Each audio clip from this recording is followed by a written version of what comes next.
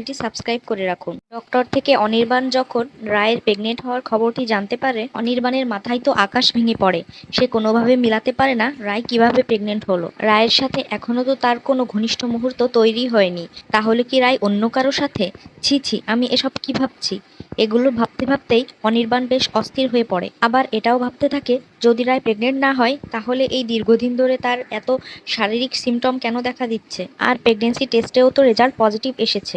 অনির্বাণ ভাবে, যদি সত্যি রায় প্রেগনেন্ট হয়ে থাকে তাহলে এই সন্তানের বাবাকে সূর্য? না না, রায় তার সাথে এমন বিশ্বাসঘাতকতা করতে পারে না।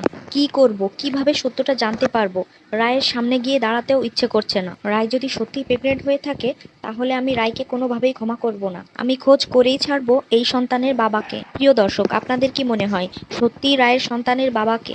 সত্যিই কি রায় প্রেগনেন্ট, নাকি একটি ভুল বোঝাবুঝি তৈরি হয়েছে? লিখে জানিয়ে দিন কমেন্ট বক্সে। নিয়মিত ধারাবাহিকের সকল আপডেট পেতে আমাদের চ্যানেলটি সাবস্ক্রাইব করে রাখুন। ধন্যবাদ।